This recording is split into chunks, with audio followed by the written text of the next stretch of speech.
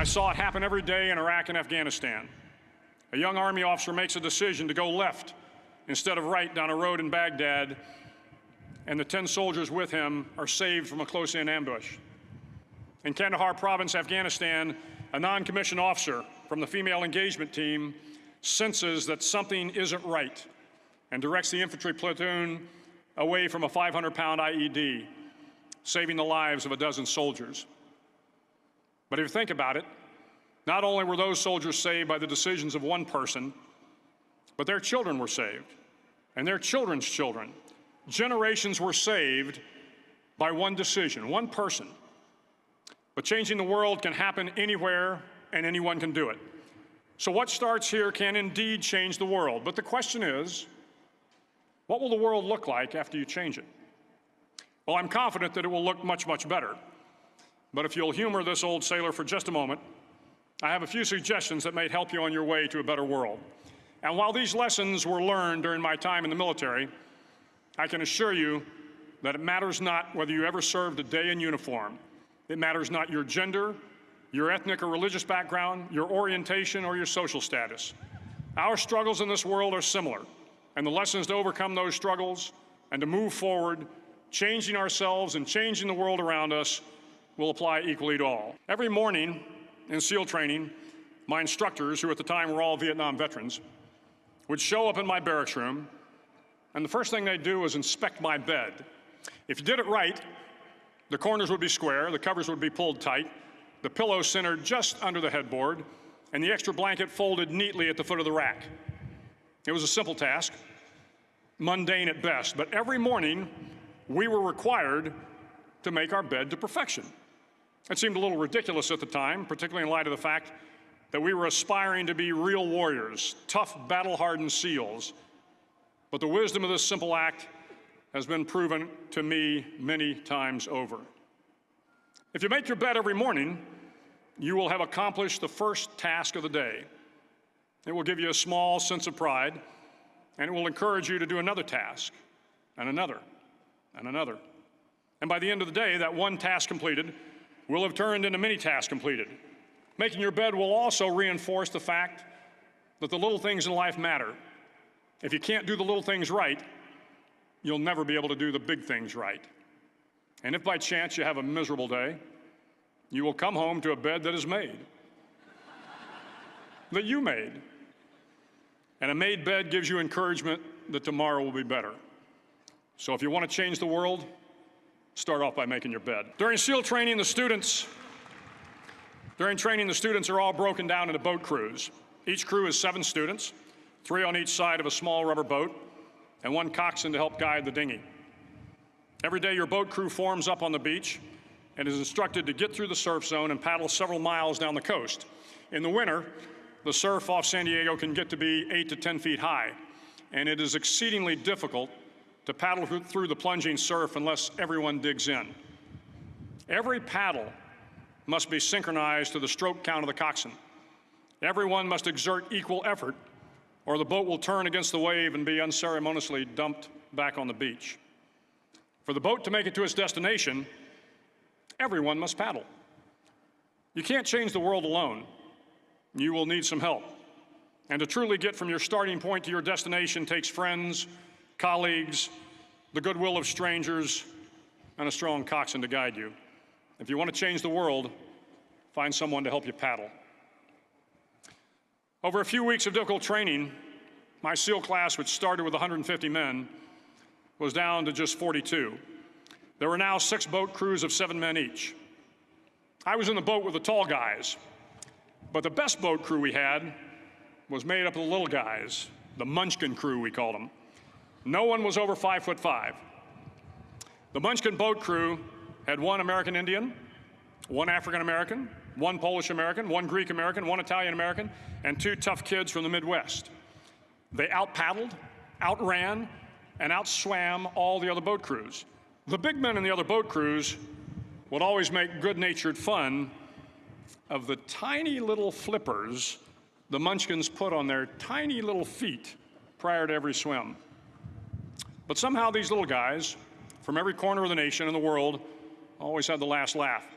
swimming faster than everyone and reaching the shore long before the rest of us. SEAL training was a great equalizer. Nothing mattered but your will to succeed, not your color, not your ethnic background, not your education, not your social status.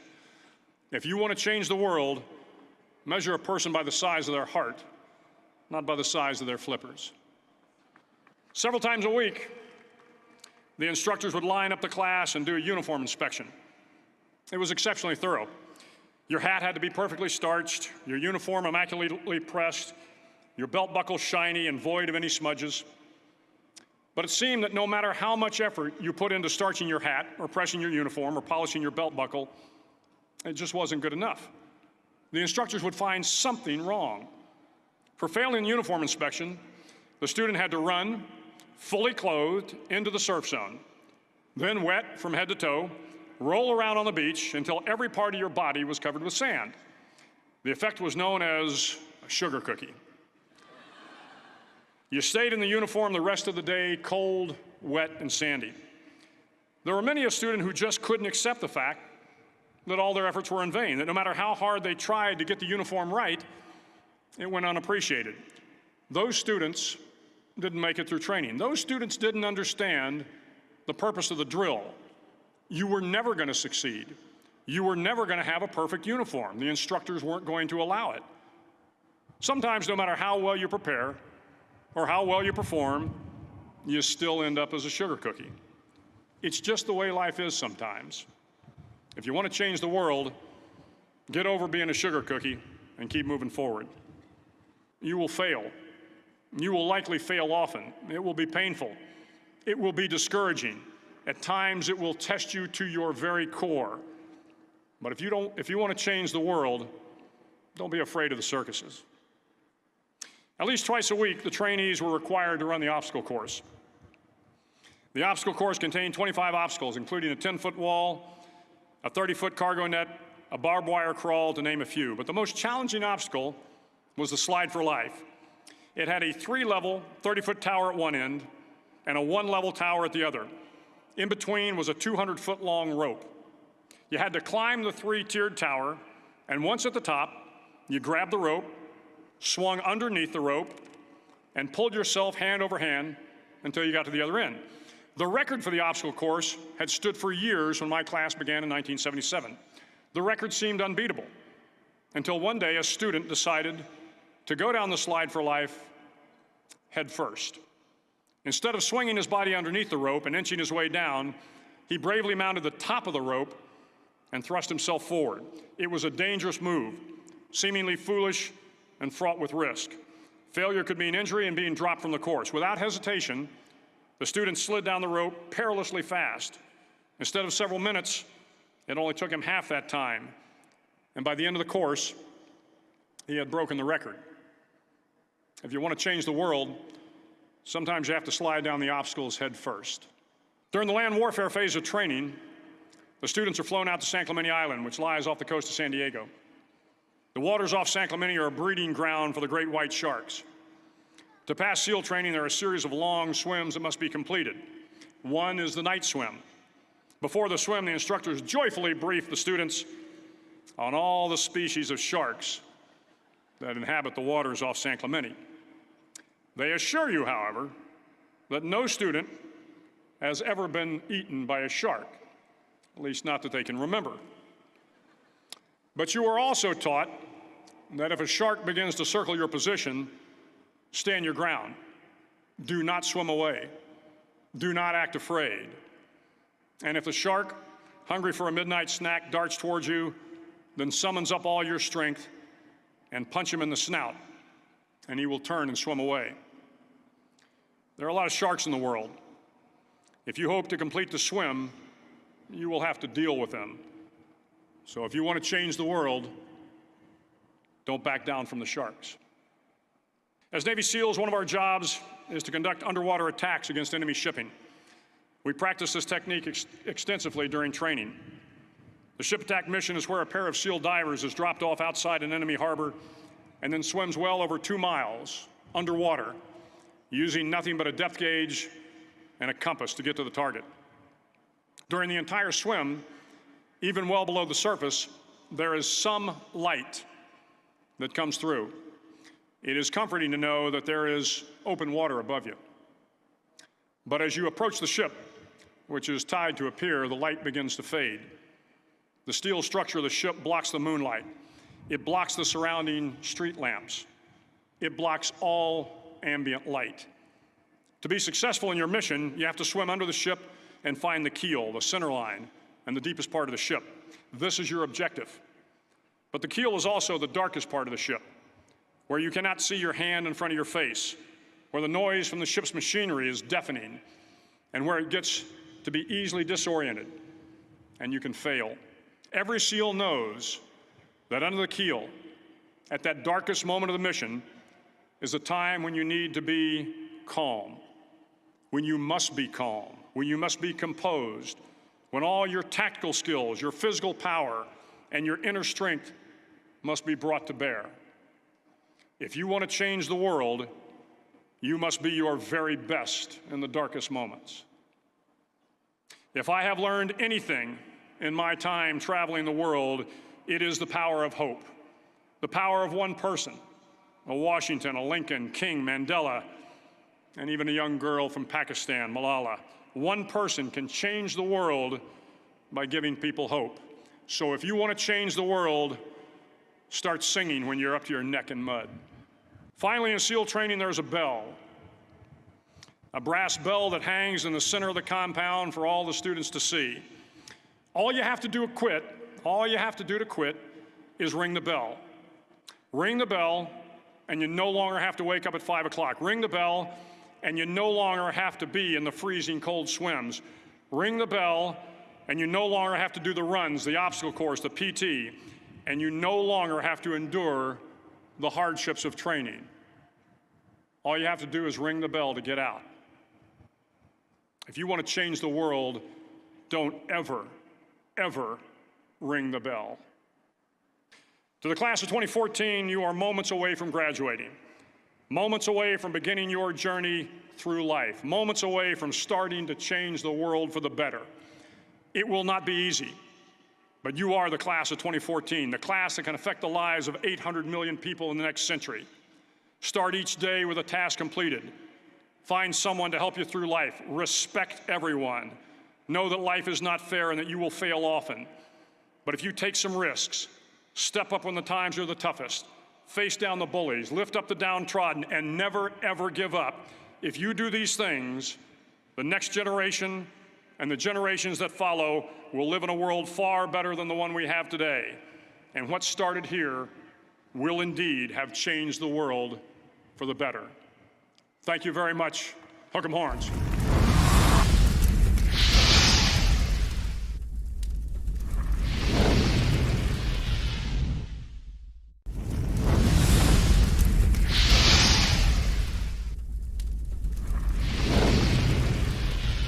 And I understand also that you're into affirmations and meditation. I am, very much so. How has that changed you? A lot. I just feel like we all operate, and we don't even realize it, on such negative thoughts all the time. Mostly what goes on through our mind and our subconscious is negative. Yeah. Like, oh, I could have done this better. Oh, I'm so dumb, I said stupid this. Do you know what I mean? Like, that's how we think all the time, and I never thought about how I think. And then when I started paying attention to my thoughts and changing them and saying, you know what, thank you for sharing that, brain or spirit or whatever's going on in there, but you know what, I am doing good, I am better, I am trying, you know, and redirecting those thoughts to be more positive thoughts and affirmations like, me and my children are always healthy, we live a joyous life, you know, things like this every single day really help redirect me from the beginning of my day, and it's hard to do. But sometimes it just, you know, out to the universe, I accept all the good things the universe has to offer. You know what I mean? Just things like that every single day just help you to start off your mind and your day in the right way. And it helps, you know what I mean? I love movies and the pretend and the make-believe and the fantasy of what the world could be. And until the world is 100% perfect and completely fixed, I will never be done. There's a time in all of our lives where we want to get ahead, where we have an ambition, where we want to do more, where we want to succeed further. And sometimes we hit a wall and we don't know how to get past it. And we realize at the end of it, hopefully you get to the point where you realize the only thing that's stopping you is you. And you can break through any barrier. But sometimes that's a long road. That's a hard journey. Thoughts create your life. What you think about yourself or about anything is what will manifest, is what will happen. If you can dream something and hold on to that and have the determination and the confidence, then you can get it. You can make it happen. It's great if somebody has an amazing education, but I know from my own experience and my own life and other people that I work with that you don't have to have a degree to have value or to, be of tremendous worth to different businesses. That street smarts, that experience, that just kind of internal, kind of creative know-how is just as valuable as a degree. And I think that's what this movie deals with a lot, which is a great thing because most people don't have the privilege of getting that type of education. I know I didn't. Nobody I knew growing up did. And still a lot of us have been successful. I don't let the opinions of others really influence how I think about myself. And that took a long time because in the early part of my career, I did, and it made me feel really bad about myself. So I came out and I had my first song went to #1 and my first album went to #1 and my first movie went to #1. I was like, yo, I'm killing it.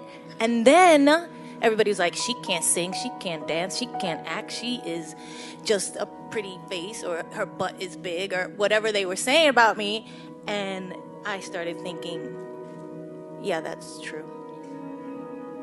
And it really hurt me for a long time. And then I started realizing, I just kept going. If you ask me what I did, despite the hurt and the pain, I just kept going. And I just couldn't allow myself to let that become who I was. I was like, no, I'm gonna make another record. I'm gonna make another song. I'm gonna make another movie. I'm a great actress. I'm a great singer. I'm a great dancer. I'm great at this stuff. And I'm gonna keep going. And I did. For me, is about not following anybody else's path. Trusting your vision, being unapologetic about that. I never did, I have to tell you. I never did. I always went more with vibe and energy. And to tell you the truth, it's really about, I'm looking for a hard worker who's not afraid to work like 24 hours a day. Yeah. If that sounds crazy, it's because we are. I am. Like and everybody who works for me as well. And then recently, as I've gotten more into kind of owning businesses and going from a licensing model to an ownership model, I realized I need people who have more business experience. And so, yeah, I've been looking more at that lately. I just think that I want people to know that we really are limitless. Like we really can accomplish anything that we set our minds to do if we work hard enough at it. I think the work is required, but I think there are no boundaries. Right. When it comes to dreams and desires of things you want to do with your life. Right. That's personally or professionally. Right. That you deserve all of that, whatever you want. This thing with artists where we feel so much gratitude to be able to do what we love to do, that we don't give ourselves the value and worth that we deserve. I think women do have this problem as well. And I think now and in this moment in time, in this day and age, it's shifting for women. And I feel like it also has to shift for artists. And they need to understand their worth and value as well and what they bring to the table and need to own the things that they do as well. Yeah, because if I come up with the idea for a perfume, let's say, and I come up with how I want it to smell, what the packaging look like, I'm putting my name on it, and I'm going to be in all the ads. Yeah, I can do that myself. Right. I just have to partner up with a lab who can create the fragrance in the way that I want it. I have to get a marketing, I can do it myself and then own part of it instead of licensing it up to one of the big cosmetic companies or something like this, where they make the lion's share of it. Yeah. So it's those type of things that were learning curves for me. And by the way, I was very successful with those products, and I'm very happy because I learned a lot. And I think we got the best deal we could have, and those people were very, in a sense, fair to me. But I also now know that I can do it on my own. and that I can own it. So whatever businesses or any things that I want to share with my fans or consumers that I think I have enough know-how, experience, and creative kind of spark to create something, a product that I think is going to be useful or helpful, and put it under my brand, which I think at this point I've built up kind of an equity with people of like, I promise you, if I say something, this is what it is. And if I tell you it's this, it's actually a good thing. And I've been very careful what I put my name on and making sure that it's quality. And so, yeah, I feel really good about the fact that we've moved from doing that to realizing that I can do it in a different way and being able to actually execute that at this time in my life. It's taken me a while to get to the point where I even realized it's not always about talent. It's not always about education. It's about persistence and hard work. And if you are dedicated to that, whatever dream, however big it is, you can accomplish it. When you're a creator, there is no last chapter. You just keep going. I'm so happy with everything that's happened in the past 10 years, but the next 10 years, oh my God, just wait and see. I don't even know what's gonna happen. It's like you can't stop. You have to kind of keep on going. Failure is not falling down and making a mistake or choosing the wrong movie or doing the wrong thing at the wrong time. It's stopping. Stopping is the failure. Not continuing forward is the failure, not keeping going. And so we don't listen to our gut enough telling us this is not the right thing for you right now. You're doing this out of fear instead of out of love. That's usually when it winds up in misery. That's the thing I think that is the best thing to think about in those moments. It's like, am I doing this because I'm afraid of something, or am I doing this because of love?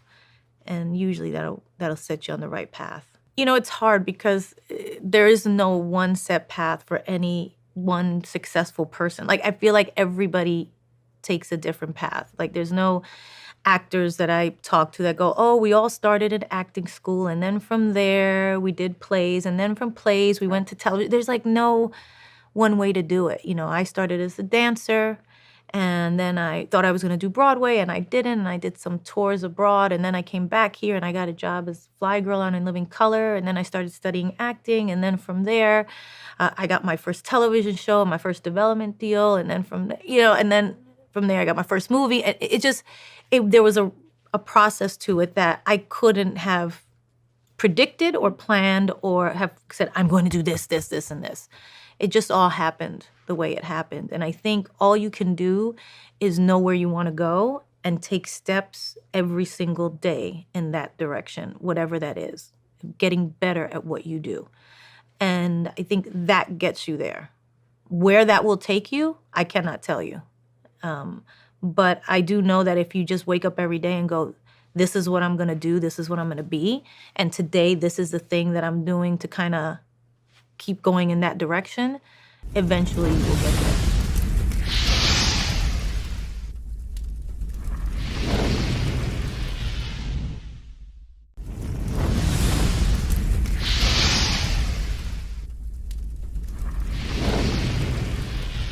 I started out, as was indicated by Jack. It's very humble beginnings. I don't know what that dream is that you have. I don't care how far-fetched it might appear to be. I don't care how disappointing it might have been as you've been working toward that dream. But here's what I know, that dream that you're holding in your mind, that it's possible. Let's say that together, please. Say, it's possible. See, sometimes we can't say, I can do that. But what we can say, that it's possible that I can have my dream as we run toward it, as we work on it day in and day out. No one, ladies and gentlemen, could have convinced me when I started out just over 6 years ago working on my dream, and I want you to think about whatever your dream is, because I was willing to take a chance, and most people won't do that. Most of the people that you talk to try and bring them into the business, these are not risk takers. Most people have done all that they're ever going to do. They raise a family, they earn a living, and then they die. But people who are running toward their dreams, life has a special kind of meaning. And here's what I will share with you. that in the process of working on your dreams, you are going to incur a lot of disappointment, a lot of failure, a lot of pain, a lot of setbacks, a lot of defeats. But in the process of doing that, you will discover some things about yourself that you don't know right now. What you will realize is that you have greatness within you. What you'll realize is that you're more powerful than you can ever begin to imagine. What you will realize is that you are greater than your circumstances, that you don't have to go through life being a victim. As Jack indicated, I was born in Miami, Florida, in an area called Liberty City, in an abandoned building on a hard linoleum floor with my twin brother. We were 6 weeks of age. We were adopted. When I was in 5th grade, I was identified as EMR, labeled educable, mentally retarded, put back from the 5th grade into the 4th grade, and stayed in that category until I got out of high school. I don't have any college training, but I met a high school teacher who one day changed my life. I was waiting on another student, and when he came in, he said to me, "Young man, go to the board and write what I'm about to tell you." And I said, I can't do that, sir. He said, "Why not?" I said, "I'm not one of your students." He said, "It doesn't matter. Follow my directions now." I said, "I can't do that, sir." He said, "Why not?" I said, "Because I'm educable, mentally retarded." And he came from behind his desk and he looked at me. He said, "Don't ever say that again. Someone's opinion of you does not have to become your reality."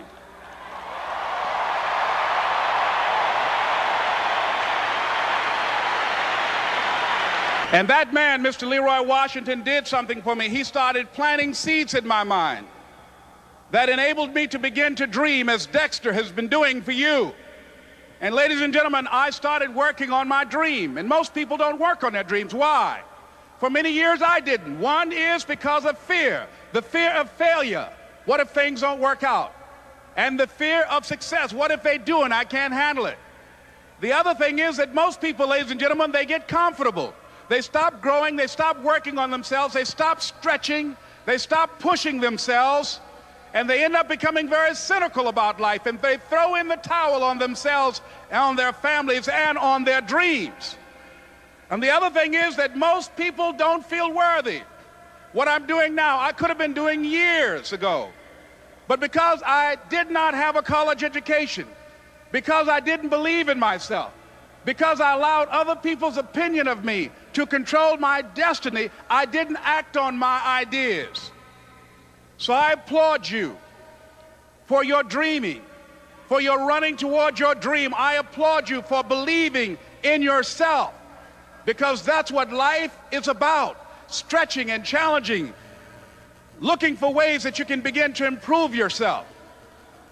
And ladies and gentlemen, as a result of stretching out, of acting on my dream, and I don't know what that dream is for you, I can tell you that it's possible. No one could have convinced me that after just over 6 years, I would have my own book entitled Live Your Dreams. Just over 6 years, I would have 5 specials on public television. Just over 6 years, I've done motivational speaking for AT&T, Procter & Gamble, McDonald's Corporation, Xerox, IBM. Just over 6 years. I will now have my own talk show that will premiere on Monday, Labor Day. I'm saying to you, your dream is possible. It's necessary to know that everybody won't see it, that everybody won't join you, that everybody won't have the vision. It's necessary to know that a lot of people like to complain, but they don't want to do anything about their situation, that you are an uncommon breed. You know, you have to know within yourself that I can do this. Even if no one else sees it for me, I must see it for myself. That's necessary. It's also, ladies and gentlemen, necessary that you be creative when you're working on your ideas, that you understand the importance of changing up, of readjusting your strategies. Many times we can have a great idea, but if you're not advancing it in the right way and things don't happen, you become discouraged and think the idea doesn't work. No, that's not true.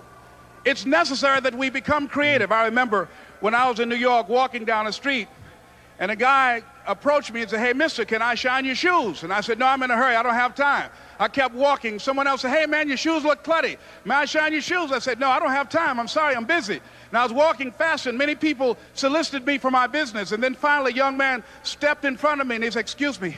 And he started counting, 97, 98, 99, 100. He said, "Sir?" I said, "Yes." He said, "Come here, please." I said, "What is it?" He said, "Today is my birthday. And every year, just to thank God for another year of life, the 100th person who passes my shoe shine stand, I offer them a free shoe shine. Would you give me the honors?" I said, "Why, sure." I got up on the shoe shine stand, George, and I sat there, and he shined my shoes diligently. And when I got down, I looked at them, they were sparkling. And I was walking away, and I said, "Thank you." And I stopped, I said, "Excuse me, but how much do you usually charge?" He said, "Only $2. I said, "I tell you what, today's your birthday. Here's $5, keep the change." He said, "Thank you." As I was walking away, looking in the opposite direction at other people coming, he started counting again. 97, 98, 99, 100. It's necessary that you be flexible, that you are always thinking of how can I improve this better. This is a customer-driven economy. It's necessary for you to always explore various ways in which you can improve the quality of service that you're providing for the people in your organization. I remember something, a major company had talked about the extra value service they were providing for their customers. And the lady who had the news conference summarized it this way. She said, "It's not our intention to satisfy our customers or to please our customers. Our intention is to amaze them." It's necessary, if you're going to compete today, that you look for ways to amaze your customers by being one of those individuals that keep your commitments, that keep your word, that's relentless. It's necessary as you work with the people that you bring into your organization, that they see that you are a good example of a person to work with because you model integrity and determination and ambition and truth and honesty and the way in which you conduct business. The next step is, that is you. That is you. That no one can do it for you but you. And even though you face disappointments, even though you will experience some setbacks, it goes with the territory. You must understand that. I remember I was playing a game with my 9-year-old son, John Leslie, and I beat him 10 straight games in a game called Connect Four. And finally, I said, "John Leslie, I'm bored. I don't want to play you anymore." And I got up, I said, "I'm ready to go to sleep now." And repeat out to me, please. Let's say this together. "It's not over until I win." John Leslie said, "No, you can't go now, Dad." I said, "Why?" He said, "It's not over until I win." That was his attitude. We sat down and we played several other games. And finally, after the 11th game, John Leslie won, and he got up and he yawned. And he said, "I'm ready to go to sleep now." And I'm saying to you, what if all of us took that attitude after we face a rejection and a no, or we have a meeting and no one shows up, or somebody say, "You can count on me," and they don't come through? What if we have that kind of attitude? The car's repossessed. Nobody believes in you. You've lost again and again and again. The lights are cut off, but you're still looking at your dream, reviewing it every day, and say to yourself, "It's not over until I win."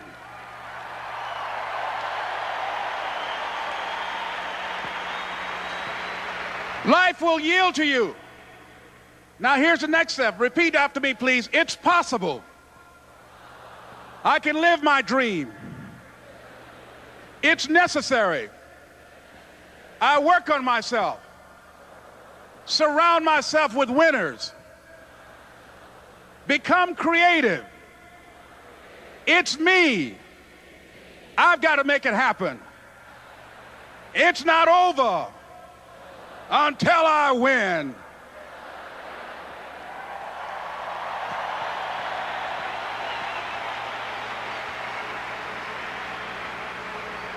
The next thing that's important to know, yes, it's possible that you can choose your future and direct the course of your life as you run toward your dream. It's necessary that you have goals, that you write those goals down, that you plan, that you think constantly of how you can begin to improve what it is that you're doing. If it's your presentations, if it's your recruiting skills, whatever that is, It's also necessary that you look for ways to always find a way to pull it out when everybody else thinks that you are defeated. That you've got to take personal responsibility to know that in order to become successful, you've got to make it your personal business to do it. But the next thing, ladies and gentlemen, I want to share with you that some of you already know that it's hard. It's not easy. It's hard changing your life. It was hard when just over 3 years ago in the Penobscot building in Detroit, Michigan, where I was operating my business, and I fell on some hard times, and I was sleeping in my office. It was hard coming into the lobby, and the security said, "Excuse me, Mr. Brown, can we see you for a moment?" And I said, "Yes," and I walked up to the counter, and he gave me an envelope. And he said, "Would you mind reading it here?" And I opened the envelope, and the envelope was from management that said, "This is an office tower. It's not a hotel. Please do not sleep in your office." And I said, "Excuse me, sir." I said, "I just work long hours in creating my business. I'm an entrepreneur.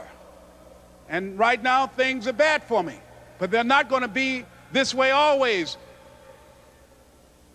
And I just asked for the opportunity to continue to operate like I'm doing.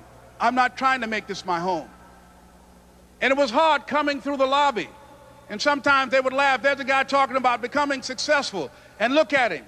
He's bathing in the bathroom upstairs on the 21st floor. He sleeps on the floor. Him and 2 other dreamers up there. Look at him. It was hard, ladies and gentlemen, coming to speak to people. And I was facing financial difficulties in my own life. I was behind on my bills and my dreams, and I'm saying to them, you can live your dream. It was hard, ladies and gentlemen. It was very difficult to pick myself up each day believing that I could do it. There were times that I doubted myself. I said, "God, why is this happening to me? I'm just trying to take care of my children and my mother. I'm not trying to steal or rob from anybody. Why did this have to happen to me?" It was very hard. And here's what I want to say to you. For those of you that have experienced some hardships, don't give up on your dream. No one could have convinced me by holding on, by continuing to push forward, by continuing to run toward my dream, that one day I would have my own talk show. It's a long shot, ladies and gentlemen, from Liberty City, an abandoned building on a floor, never knowing my mother or father. It's a long shot. Being here with you today in this dome in Atlanta, it's a long shot. No college training, labeled educable, mentally retarded, but I kept running toward my dream.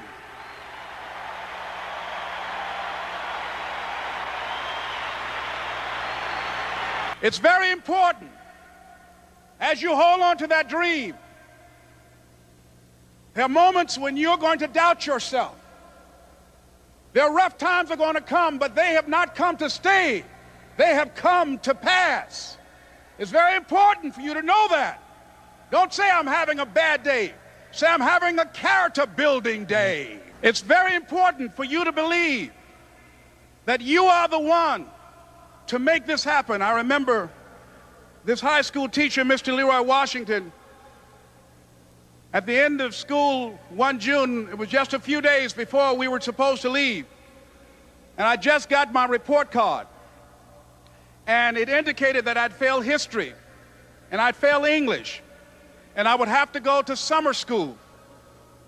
And I was feeling within myself that I was a failure, that I'm slower than most people in getting paperwork, and I was feeling down on myself and very negative.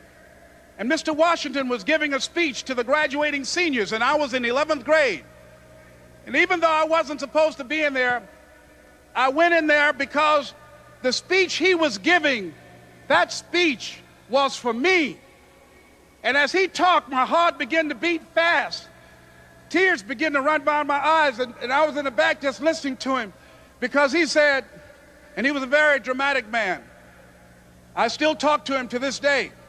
He said, "As graduating seniors of Booker T. Washington High School, I want you to know that you're blessed and highly favored. And that as you go toward the future, begin to know that you have greatness within you. And if just one of you standing ovation. And as he left the auditorium, I ran down the steps and I caught him in the parking lot. I said, Mr. Washington? He said, yes. I said, do you remember me, sir? He said, no. I said, my name is Leslie Brown. My mother, she works in the cafeteria here. I'm one of the twins, Leslie and Wesley. I said, Mr. Washington, but you know, I got these big dreams. I like talking to people. I love people. I said, I want to work with people, and I got this dream of buying my mama a home. Could I do that, Mr. Washington? He said, it's possible, Mr. Brown. And as he walked away, I called him again. I said, Mr. Washington? He said, what do you want now? I said,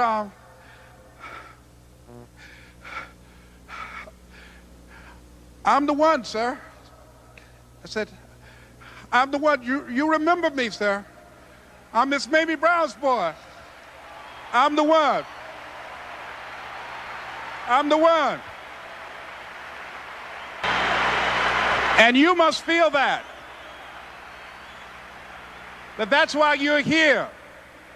Because you are the one. And I remember when PBS first played one of my specials called You Deserve, one Sunday afternoon in Miami, Florida. I had some friends call him to tell him to tune in. And he watched the program. He called me in Detroit, and I answered the phone. I said, hello. He said, may I speak to Les Brown, please? I said, who's calling? He said, you know who this is. I said, oh, Mr. Washington, it's you. He said, you were the one, weren't you? I said, yes, sir. He said, and you were so crazy. I said, I know, but I'm rich now.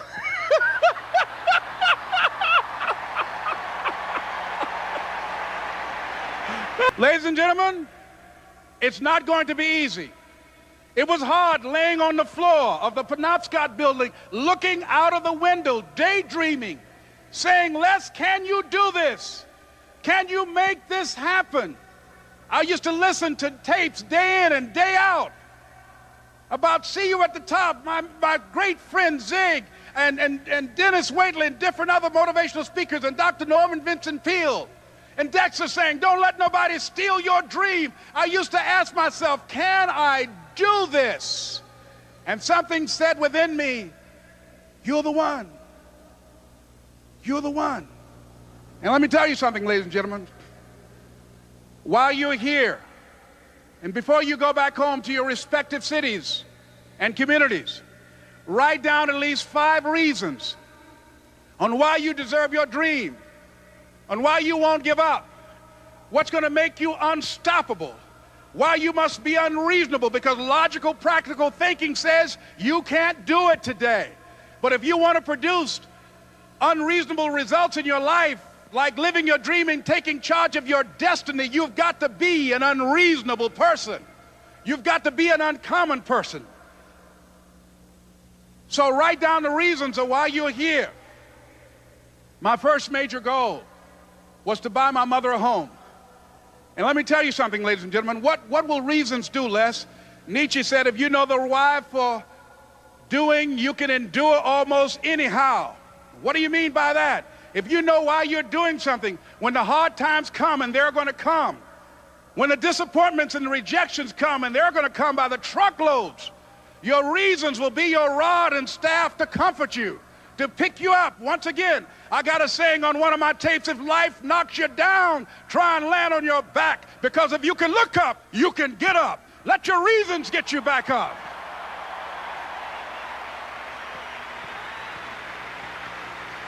So yes,